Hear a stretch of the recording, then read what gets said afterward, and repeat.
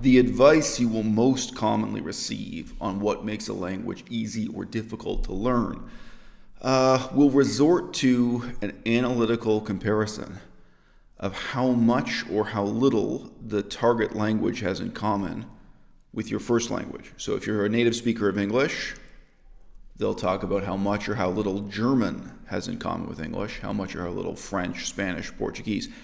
This whole way of thinking about difficulty in language learning very quickly becomes surreal, absurd, and pointless when we're talking about Asian languages. And when I say Asia, I don't just mean East Asia.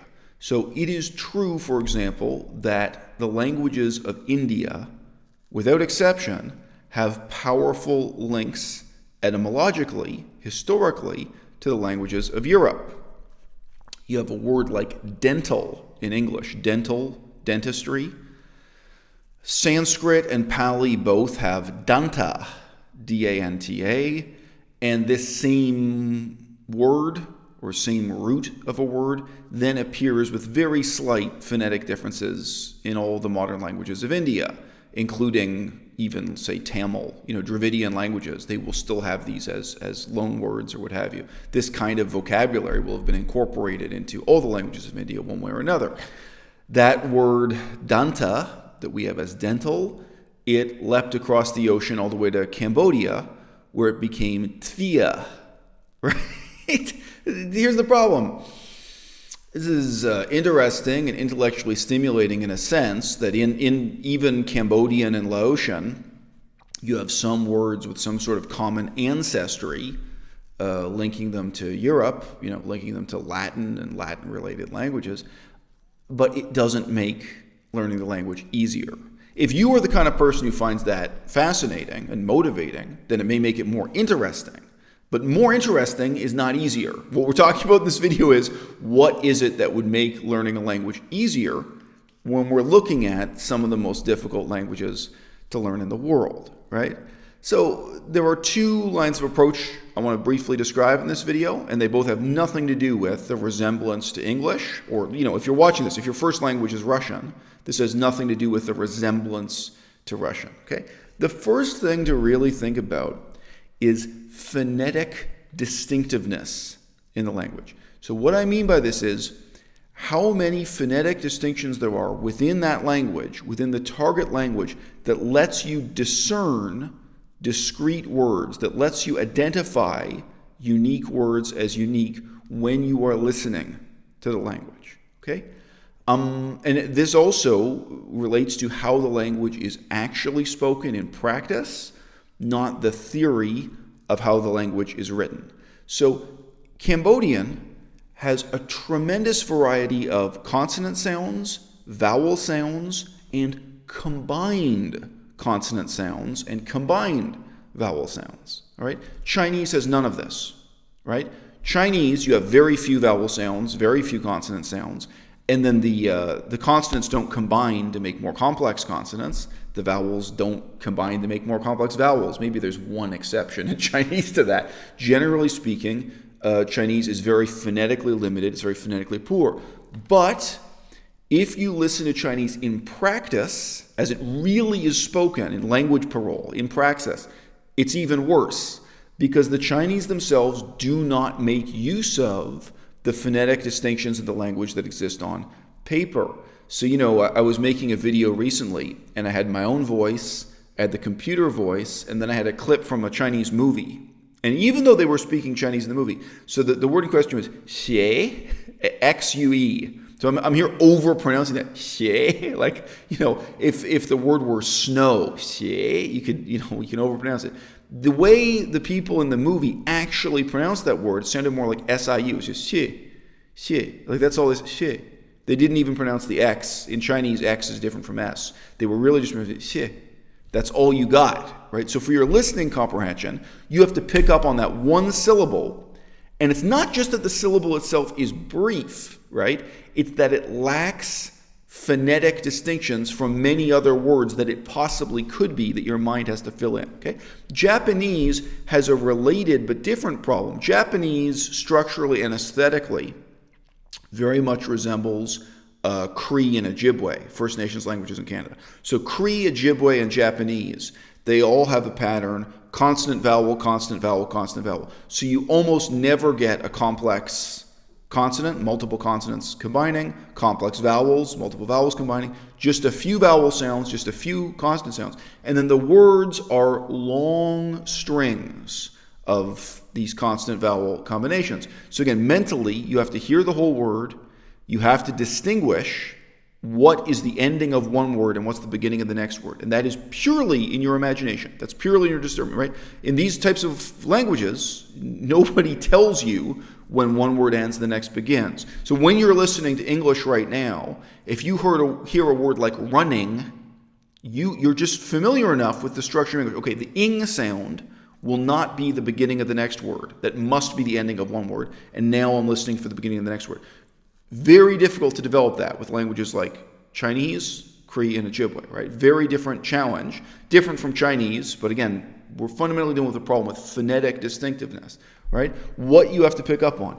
And again, with Japanese, the difference between textbook Japanese, clearly pronounced Japanese for textbooks, and the way people actually mumble that language, it's mind-blowing. And they do mumble, they do underpronounce, under-enunciate. And one of the reasons for that is they don't want to sound imposing or arrogant. For them, it's polite for them to sort of underpronounce their own language. Very, very difficult for listening comprehension. Now, by contrast, I've mentioned Cambodian, so many distinct, sort of harsh, unique sounds.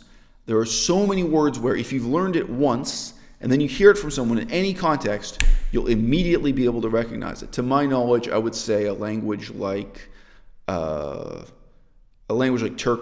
the Turkic languages are like this a fair bit too. If you want to know what makes language acquisition easier within the category of the hardest languages to learn in the world, this quality of being phonetically distinctive and phonetically mnemonic, where the moment you hear a word, you can identify it, you can remember it, because it's so phonetically unique. That's a quality that you could have in a language where the words are generally quite short. Cambodian, most words are short, not as brief as Chinese, but it's rare to get long words in Cambodian. In Japanese, the words are very long, so on. Turkish, the Turkic language is sort of intermediary. Many words are short, but some are medium length or long. I would say this is the one most fundamental thing that will help you as a foreigner develop listening comprehension. And listening comprehension is the one thing that the books, the hard work in isolation, can't help you with. It's really the biggest struggle outside of the classroom when you're away from the textbooks. It's the part of language acquisition you have the least control over, and that your efforts, your self-discipline, your brilliance even, your intelligence can help you with the least. So really keep that in mind, I think. And then the second category of what will make a language easier to learn or more difficult to learn is sociolinguistic. So based on what I've just told you, you would be able to guess that Cambodian is an easier language to learn than Laotian. If we're talking about the spoken language, I would say yes, Cambodian, so not including the aspect of the complexity of the writing system, I would say, okay, Cambodian has these advantages and is easier to learn than Laotian. However, the sociolinguistic attitude of the Cambodians is terrible. Their attitude towards their own language and how foreigners speak their language and differences of accent and intonation, how helpful they are or how punitive they are, is a huge issue. I didn't know this person personally. I was within 6 degrees of separation of a Korean girl who grew up in Canada, but she grew up speaking Korean with her own parents and grandparents. And when she went to Korea, people there insulted her and reviled her and called her retarded. Because she spoke Korean, but she didn't have the intonation quite correct. She didn't have the pronunciation quite correct. She grew up in Canada with kind of limited exposure to language. She didn't have it really accurate. And in one case, she went into a shop, I think it was a grocery store, to buy some food. And the owner of the grocery store beat her with a broom and chased her out of the shop. saying we don't want people like you in here. We don't want mentally disabled people, in whatever harsh term of Korean. Okay, so these sociolinguistic attitudes towards an outsider learning the language, this is really negative, okay? The arrogance and the punitive quality of Cambodian culture and their negative attitudes towards book learning, their negative attitudes towards talking to outsiders at all. I mean, there are many, many different ways in which learning the Cambodian language is made much worse because of sociolinguistic attitudes in Cambodian. Their total unwillingness as a culture to listen to you if you say a word just slightly incorrectly. And again, it's not even incorrectly. You say a word in a manner slightly different from the way their own family would say it. Because like Cambodia, there's some phonetic flexibility here. It's mind-blowing how awful it is learning Cambodian, dealing with other Cambodian people face-to-face there. They won't be helpful to you, and they won't think, oh, okay, you're saying that, you must mean this, and they won't help you and correct you. Now, for me as a native speaker of English, and I grew up in Toronto, which is full of immigrants from around the world. I have to be prepared to hear the way English is mispronounced, not just by new immigrants. But there's unbelievable phonetic diversity just within England, within the British Isles, really just within England. I was listening to a podcast the other day that had a guy from Northern England. Mind-blowing to me how he even simple words like "don't" was mind-blowing to me. I don't even want to don't know. He didn't, his pronunciation of the phonetic sequence, don't know. I was just like, wow. Anyone can understand this guy out of his small town in England, wherever he grew up, with this accent. We have to be prepared for tremendous flexibility and listening comprehension with English if you're a native English speaker. Some of these cultures, like Cambodian, they don't have that at all. And those sociolinguistic factors make it much, much, much more difficult to learn the language. Laos is next door to Cambodia. These are adjacent countries in Southeast Asia. Okay? But in Laos, they have something like 48 official ethnic minority languages. Maybe they've increased it to 52. They are extremely practiced at coping with hearing their own language spoken poorly, spoken with an accent, spoken across language and cultural barriers, even within their country.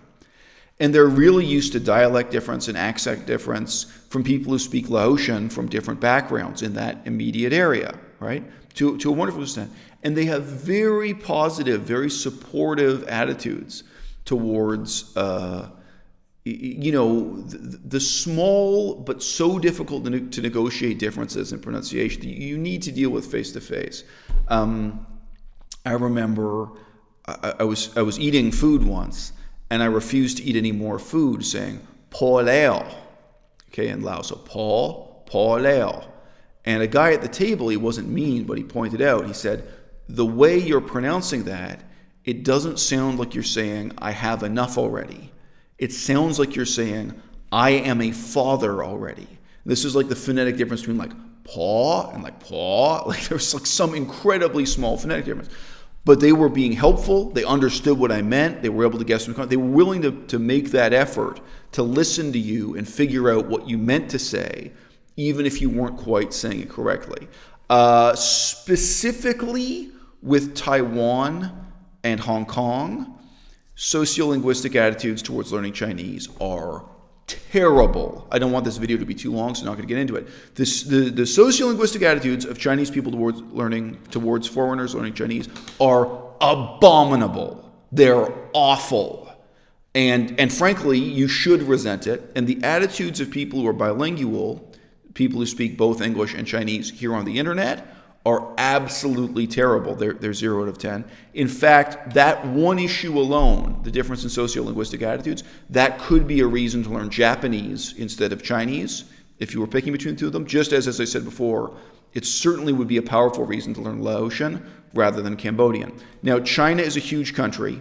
I'm not going to generalize too much about that because, I don't think sociolinguistic attitudes would be the same in Beijing as they are in Kunming, or in the Dongbei as they are in Tibet. I mean, there's this, huge diversity of places you could be living and working in China.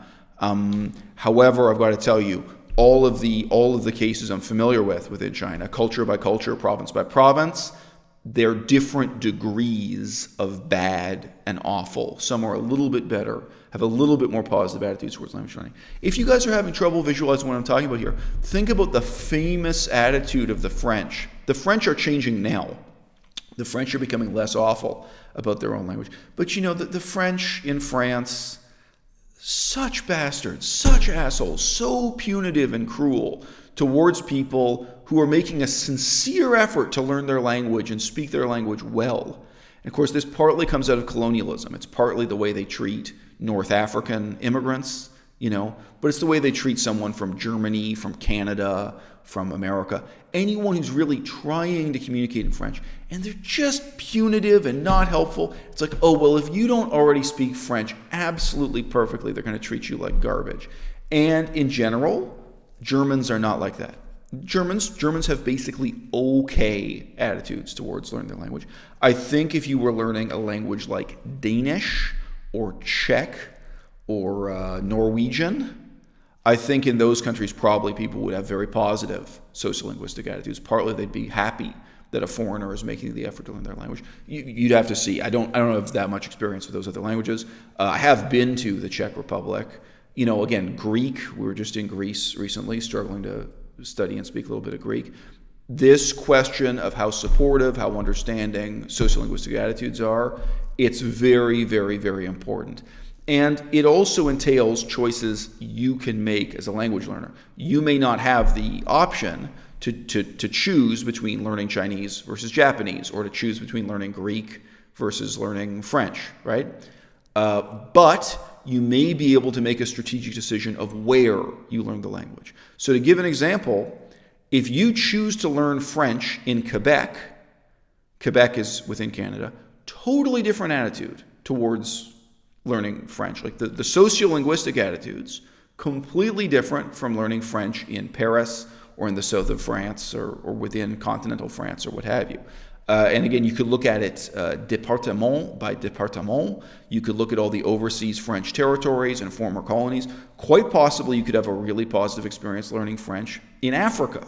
All right? That's a totally different game. So likewise, with learning Chinese, if you're really aware of these factors, both the phonetic factor of how Chinese is really spoken and the sociolinguistic attitude, you could look carefully at all the different options of where to learn Chinese around the world. There are a lot of people who speak Chinese in California. I don't recommend learning Chinese in Los Angeles, but maybe whether you're looking at Singapore, Hong Kong, Taiwan, Dongbei within mainland China, the far north, the far south, the far east, the far west. When you look at it province by province and dialect by dialect, maybe you can make a more informed choice for how to make learning any of these extraordinarily difficult languages the easiest for you. Back when I was learning Japanese, I did that research, and I decided to learn Japanese in quite a small town in the far south of Japan, where I knew there wouldn't be foreigners, and I knew there wouldn't be hostile attitudes towards foreigners, where I thought I would encounter better sociolinguistic attitudes, even though the accent spoken there was very fundamentally different from the accent spoken in Tokyo on television and on the radio. Do the research, reap the rewards, make the decisions, live with the consequences. It is all up to you.